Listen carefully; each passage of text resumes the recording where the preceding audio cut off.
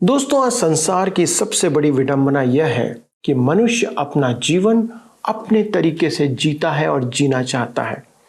और जब उस पर परेशानी आ जाती है तो उसका ठीकरा या इल्जाम परमेश्वर पर फोड़ देता है, जैसे उसने ही सब कुछ उसके जीवन में किया है।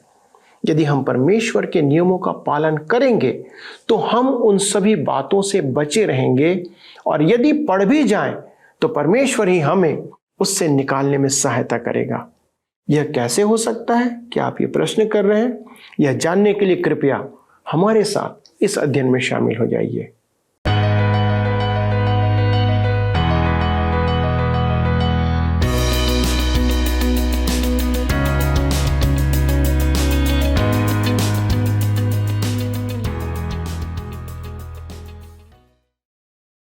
प्रिय मित्रों, आपको प्रेम भरा नमस्कार। सत्यवचन कार्यक्रम में शामिल होने के लिए हम आपकी एक बार फिर सराहना करते हैं कि आप प्रतिदिन वचन को सुनने के लिए हमारे साथ जुड़ते हैं। ये परमेश्वर के वचन बाइबल पर आधारित कार्यक्रम है कि इसके माध्यम से आपका संबंध परमेश्वर के साथ दृढ़ और मजबूत बनता चला जाए।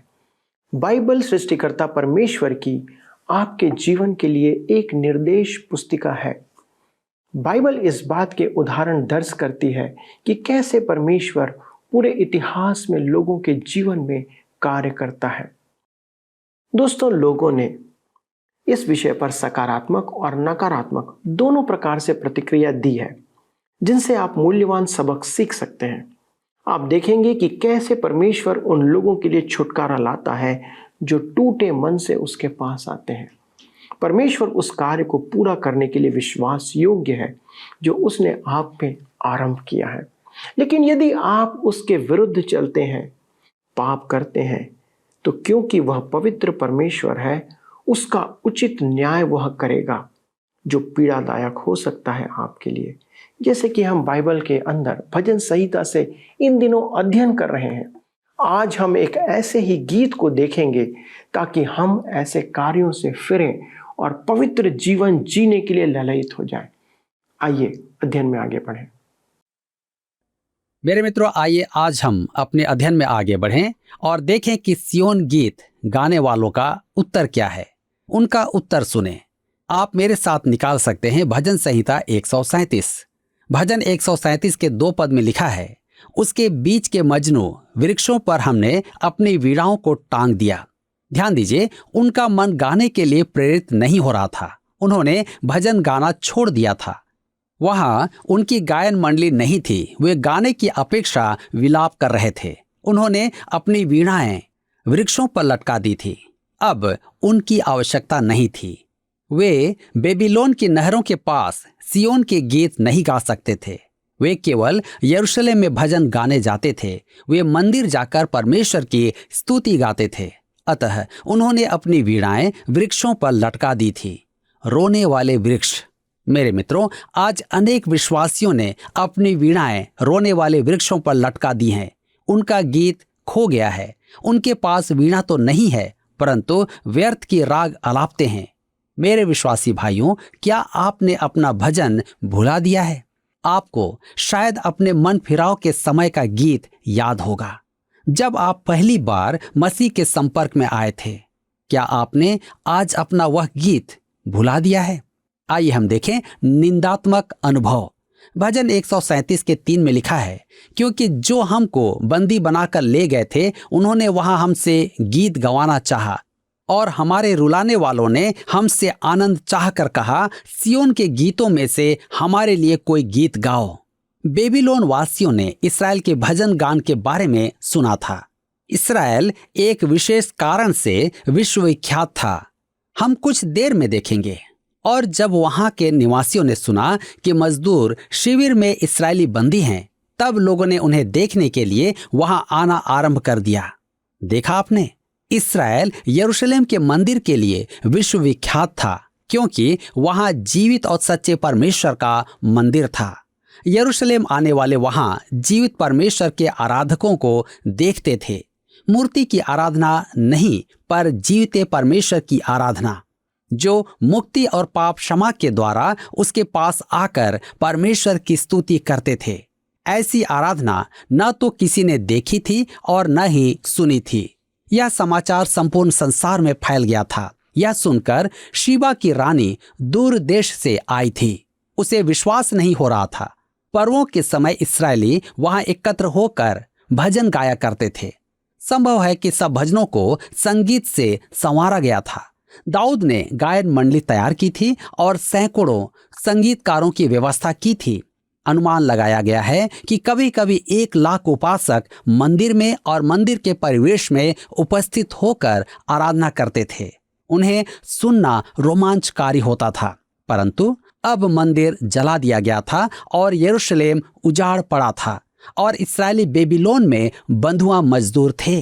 बेबीलोन में अनेक यात्री आकर कहते थे, मैं इन लोगों के पर्व के समय यरूशलेम में था। वे संपूर्ण विश्व से वहां एकत्र होते थे। वे लाखों की संख्या में मंदिर के चारों ओर जमा हुआ करते थे। जब बलि पशुओं का धुआं आकाश में उठता था तब इन लोगों के मुंह से भजन गाने की आवाज आती थी, जिसके कारण मुझे स्वर्ग का अनुभव होता था।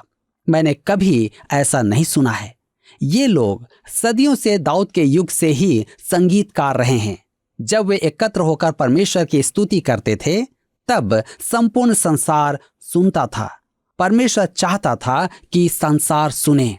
अब जब वे बेबीलोन में बंदी थे तब बेबीलोन वासी कहते थे, हम वहां जाकर गाना सुनेंगे। मेरे मित्रों, जब वे वहां पहुंचे तो उन्होंने पेड़ों पर वीणाएं लटकी हुई देखी और देखा कि वे लोग घोर निराशा में बैठे हैं और गाने की अपेक्षा रो रहे हैं। और उन्होंने ठट्ठे से कहा, हमें भी सियोन का गीत सुनाओ। हमने तुम्हारे बारे में बहुत सुना है। हम तो सोचते थे कि तुम लोग अच्छे गायक हो। वे उनका ठट्ठा करते और उन पर टीका टिप्पणी करते थे। सियोन के गीतों में से हमारे लिए कोई गीत गाओ। मेरे मित्रों, यहाँ हम देखते हैं कि वे परेशान किए जा रहे हैं, परंतु उनके पास उत्तर है। आइए हम पढ़ें भजन 137 के 4 पद। लिखा है, हम यहोवा के गीत को पराये देश में कैसे गाएं। मन में रोते हुए उन्होंने कहा, हमने अपना गीत खो दिया है। यह कहकर तुम हमारी निंदा करते हो कि हम तुम्हें सियोन का गीत सुनाएं। हमारा सियोन वहां ध्वंस पड़ा है। हम वहीं पर गा सकते हैं, परदेश में रहते हुए नहीं गा सकते। विश्वासियों के साथ एक बड़ी रोचक बात है कि उसको परदेश में ही गीत गाना है। इस्राएलियों को नहीं गाना था। अतः इनकार करके उन्होंने सही किया। पहली बात तो यह है कि वे वहां गा नहीं सकते थे, क्योंकि परमेश्वर ने उनसे नहीं कहा था कि वे वहां गाएं। उन्हें सियोन के गीत केवल सियोन में ही गाने थे। परमेश्वर की संतान आज इस संसार में एक यात्री और परदेशी है।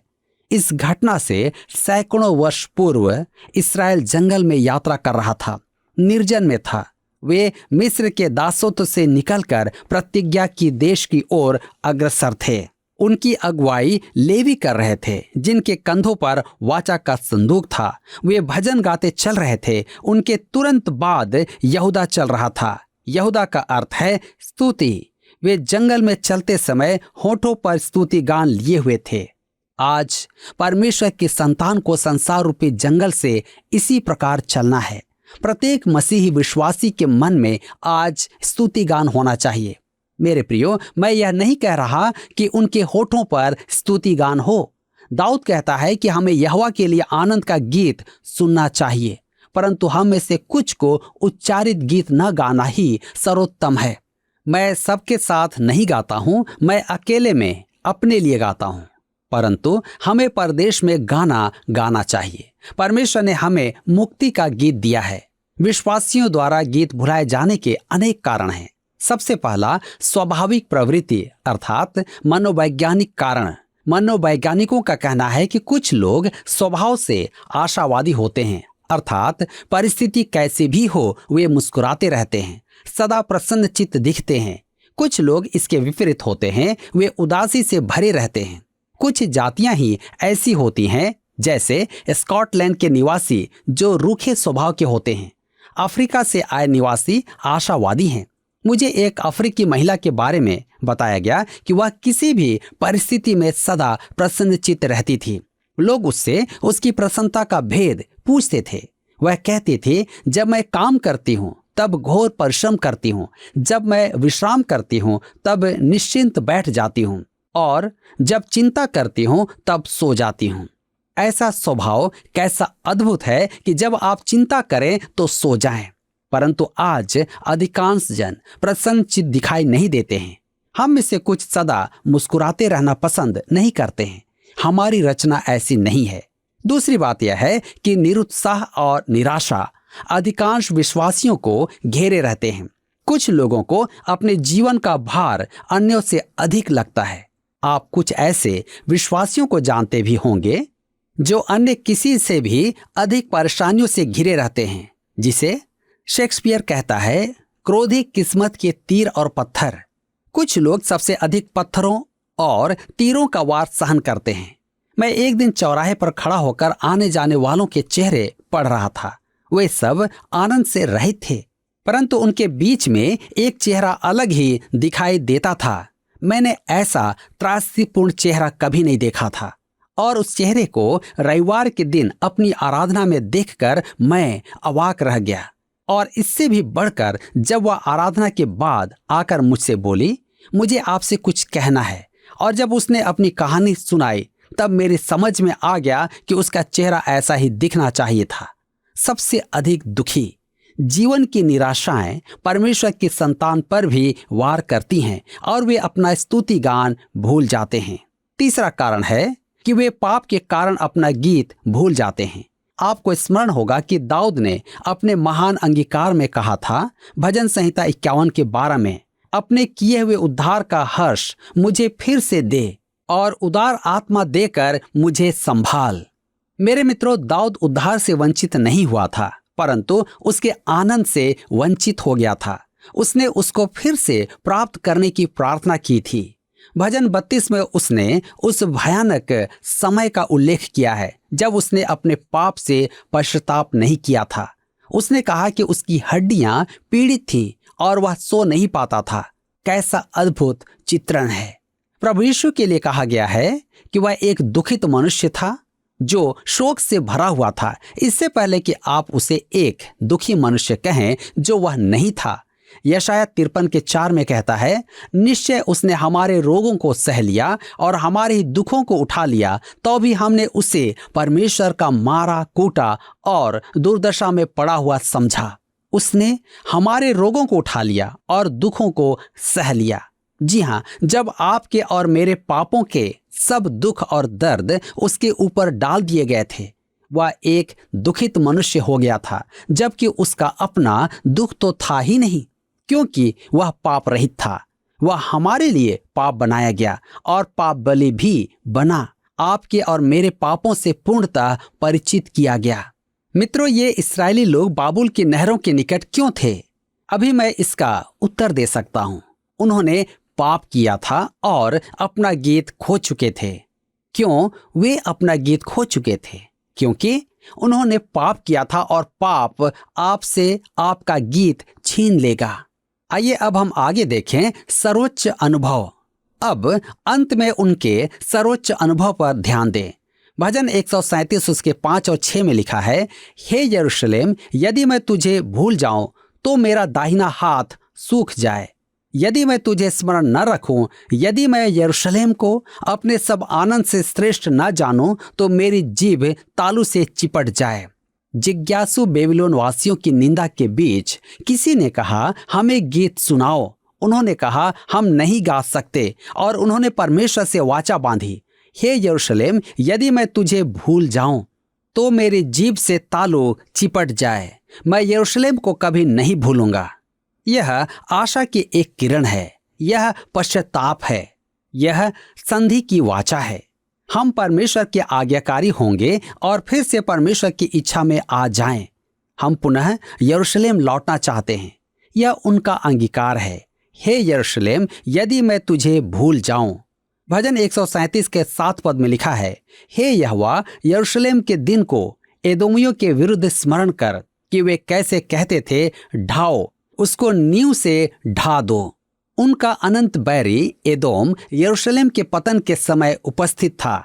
वे बेबीलोन का उत्साह बढ़ा रहे थे। वे चिल्लाकर कहते थे, उन्हें फाड़ डालो, उन्हें नष्ट कर दो। हम इन दुष्टों से मुक्ति पाना चाहते हैं। उन्हें यह सब स्मरण हो रहा है और वे परमेश्वर के न्याय की प्रार्थना कर रहे हैं। यह न्याय की पुकार है। मेरे प्रियो, अब कोई कहे यह मसीह की आत्मा नहीं है। मैं मानता हूं कि नहीं है, परंतु इस्राएल व्यवस्था के अधीन था। वे अनुग्रह के अधीन नहीं थे। वे व्यवस्था के अधीन थे जिसमें न्याय के वचनों का गलत अर्थ लगा रहे थे। लूका 23:34 में लिखा है, तब यीशु ने कहा, हे पिता, इन्हें क्षमा कर, क्योंकि ये जानते नहीं कि क्या कर रहे हैं। और उन्होंने चिट्ठियां डालकर उसके कपड़े बांट लिए। मेरे मित्रों, आपके विचार में क्या वह उनके सब पाप क्षमा कर रहा था? यदि आप ऐसा सोचते हैं तो आप गलत हैं। वह केवल उनके द्वारा यीशु को क्रूस पर चढ़ाने के काम को क्षमा कर रहा था, क्योंकि वे नहीं समझ पा रहे थे। उन्हें परमेश्वर के सामने एक पापी के रूप में ही आना था, और एक ने ऐसा किया भी, तर्शीश के शाऊल ने। शायद वह भी वहां था। उसे मसीह को स्वीकार करके क्षमा प्राप्त करनी थी। अब कोई यह कहे कि संत स्तेफनुस को जब पत्थरवाह किया गया तो मरते समय उन्होंने कहा था, प्रेरितों के काम 7 अध्याय उसके 60 पद में, फिर घुटने टेक कर ऊंचे शब्द से पुकारा, हे प्रभु, यह पाप उन पर मत लगा, और यह कहकर सो गया। और शाऊल उसके वध में सहमत था। हे प्रभु, यह पाप उन पर मत लगा। यह सच है। वह एक ऐसे स्वभाव का प्रदर्शन कर रहा था जो विश्वासियों में होना चाहिए। रोमियो को लिखे पत्र अध्याय 12 उसके 19 पद में पौलुस यही शिक्षा देता है, हे प्रियो, अपना पलटा ना लेना, परंतु क्रोध को अवसर दो, क्योंकि लिखा है, पलटा लेना मेरा काम है, प्रभु कहता है, मैं ही बदला दूंगा। मसीही आत्मा क्या है? मसीही आत्मा यह है, बदला ना लो। इसका अर्थ क्या यह है कि इस विषय में कुछ न किया जाए। परमेश्वर आपसे और मुझसे, हम विश्वासियों से कहता है, क्या तुम्हें किसी ने हानि पहुंचाई है या दुख दिया है? बदला ना लो। मेरे प्रियो, परमेश्वर कहता है, मैं चाहता हूं कि इसे मेरे हाथ में छोड़ दो, मैं देख लूंगा। बदला लेना मेरा काम है, मैं ही बदला लूंगा। परमेश्वर के कहने का अर्थ है कि उन्हें अभी बचकर जाने नहीं देगा। कहने का अर्थ यह है कि यदि हम बदला लेने लगे तो हम विश्वास के आचरण का त्याग करते हैं और हमारा व्यवहार प्रकट करता है, हे परमेश्वर, मुझे विश्वास नहीं कि तू कुछ कर सकता है, मैं स्वयं ही कर लूंगा। दूसरे शब्दों में, हम अपने अपराधी को हानि पहुंचाना चाहते हैं, परंतु परमेश्वर कहता है, तू विश्वास कर और अपनी यह समस्या मेरे हाथ में छोड़ दे। मैं न्याय करने वाला परमेश्वर हूं। मेरे मित्रों, न्याय की विजय होनी है। अब कोई इसे स्वीकार न करे और कहे, नए नियम की शिक्षा तो सत्य नहीं है। क्या मतलब? यह नए नियम की शिक्षा नहीं है। प्रकाशित वाक्य की पुस्तक 6 अध्याय उसके 9 और 10 पद में लिखा है, और जब उसने 5वीं मुहर खोली तो मैंने वेदी के नीचे उनके प्राणों को देखा, जो परमेश्वर के वचन के कारण और उस गवाही के कारण जो उन्होंने दी थी, वध किए गए थे। और उन्होंने बड़े शब्द से पुकार कर कहा, हे स्वामी, हे पवित्र और सत्य, तू कब तक न्याय न करेगा और पृथ्वी के रहने वालों से हमारे लहू का पलटा कब तक न लेगा। यहाँ आप देख सकते हैं कि प्रतिशोध की पुकार नया नियम विरोधी नहीं है। मेरे मित्रों, न्याय की जय तो होना ही है। हमारा परमेश्वर न्याय करने में उचित है। ठीक किया जाना तो आवश्यक है। बुराई के प्रति आपकी भावनाएं कितनी गहरी हैं?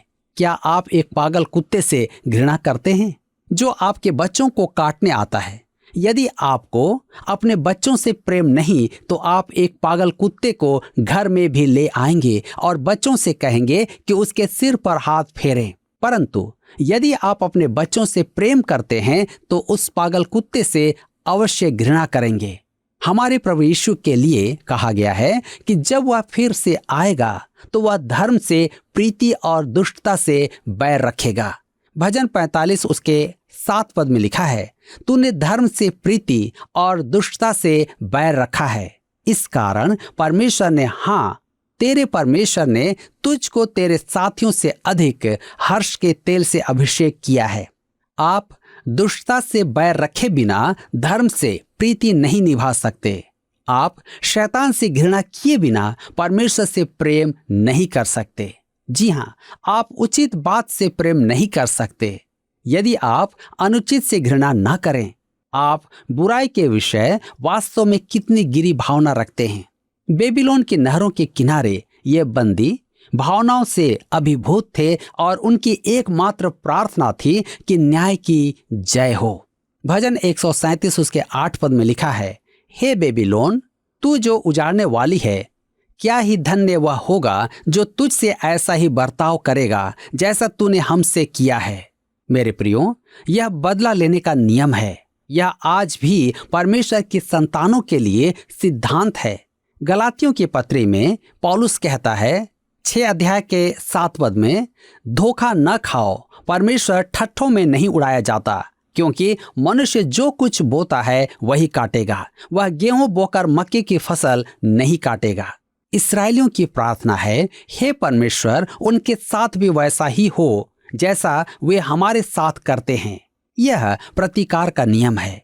मत्ती 26 के 52 में प्रभु यीशु ने कहा, तब यीशु ने उससे कहा, अपनी तलवार काठी में रख ले, क्योंकि जो तलवार चलाते हैं वे सब तलवार से नाश किए जाएंगे।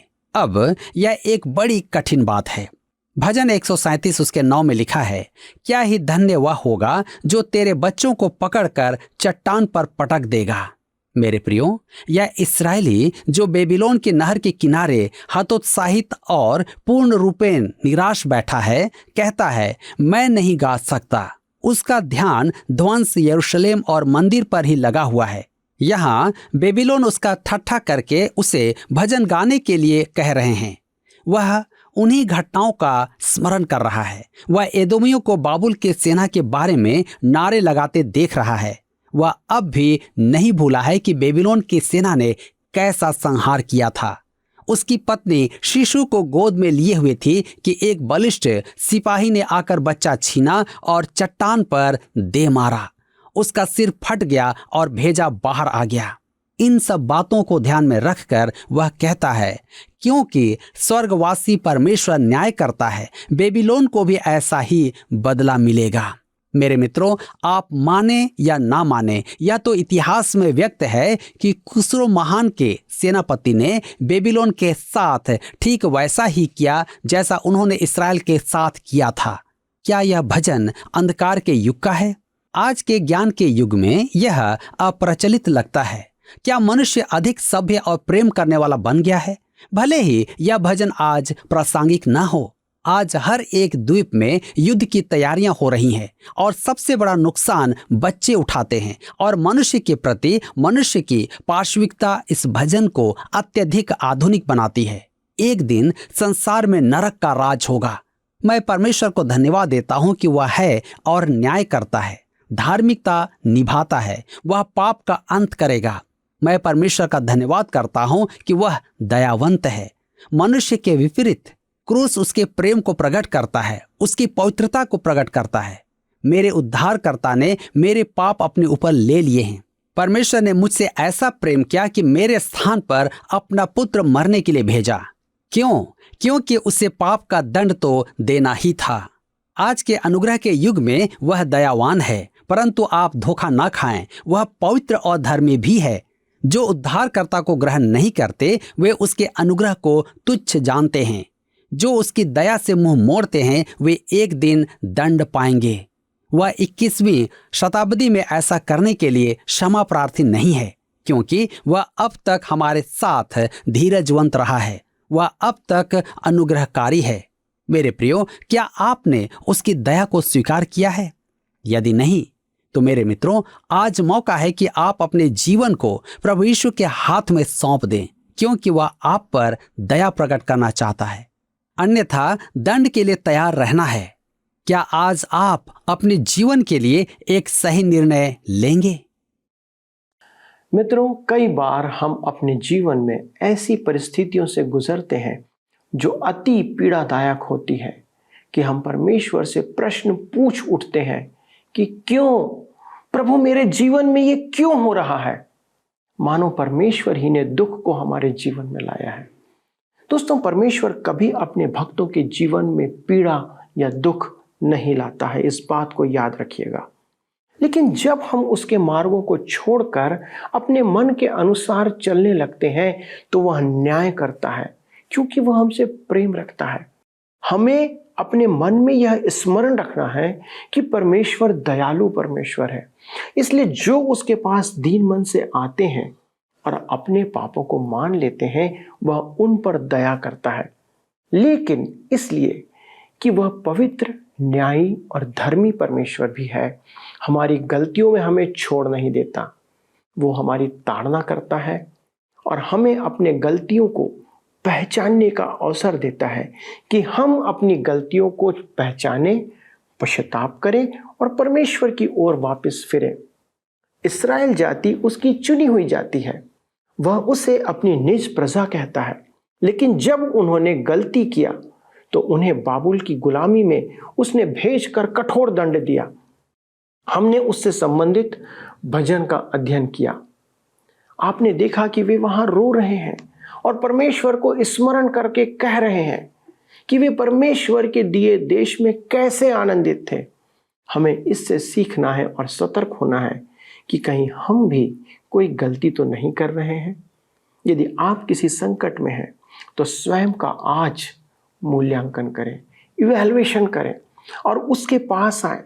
परमेश्वर अपनी दया आप पर प्रकट करेगा।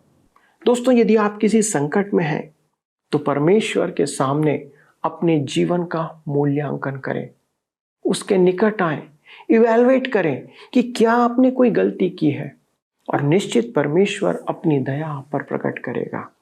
आइए प्रार्थना करें, विनती करें। हमारे स्वर्गीय पिता परमेश्वर, जब हम इस संसार में रहते हैं तो अनेक बार हमसे गलतियां होती हैं। प्रभु, हम संसार में भटक जाते हैं क्योंकि हम परिपक्व मनुष्य नहीं हैं। पिता, आपका प्रेम जो हमारे हृदय में डाला गया है उसके लिए हमारी विनती है प्रभु कि आप अनुग्रह करें कि हम उस प्रेम के कारण अपने गलतियों के जीवन को छोड़कर आपकी ओर फिरें। हमारे जितने भी दर्शक प्रभु आज यदि किसी कारण से आपसे दूर चले गए हैं, पिता परमेश्वर उन पर अनुग्रह करें, उन्हें अपने निकटता में ले आएं। और पिता, यदि वे आपके पास आते हैं तो आप उन्हें उड़ाव पुत्र की तरह स्वीकार करें, क्योंकि आप उनका इंतजार कर रहे हैं। आप हर एक से प्रेम करते हैं। धन्यवाद देते हैं विनती को सुनने के लिए पिता, और यीशु के नाम से मांगते हैं, आमीन। दोस्तों, मुझे उम्मीद है कि आज के अध्ययन से आपने आशीषें प्राप्त की है और निवेदन है आपसे कि कृपया फ़ोन उठाएं और हमसे संपर्क करें और इस बात की सूचना दें कि आपने कौन सी आशीष प्राप्त की है। अगले प्रसारण में इस अध्ययन को आगे बढ़ाएंगे, लेकिन आपसे फिर से निवेदन है, अपने मित्रों को बताएं। प्लीज़ आज एक मित्र को फ़ोन करें और बोलें कि इस कार्यक्रम को आप देखना आरंभ करें। प्रभु आपको अनेक आशीषों से परिपूर्ण करें। पिछले प्रश्न का उत्तर है B3। भजन 137 का अध्ययन करते समय लेखक हमें शिक्षा देने के लिए ठहरो, देखो और सुनो के रूप में 3 झुंडों को प्रकट करता है।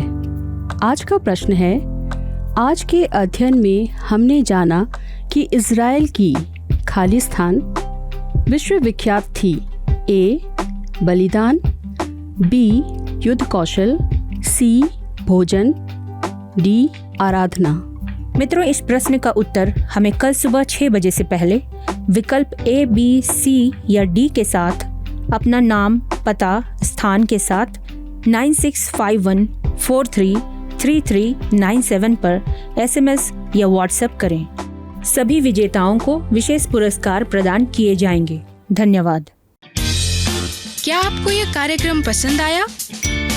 अभी हमें एक मिस कॉल करें और आप अगले विजेता हो सकते हैं।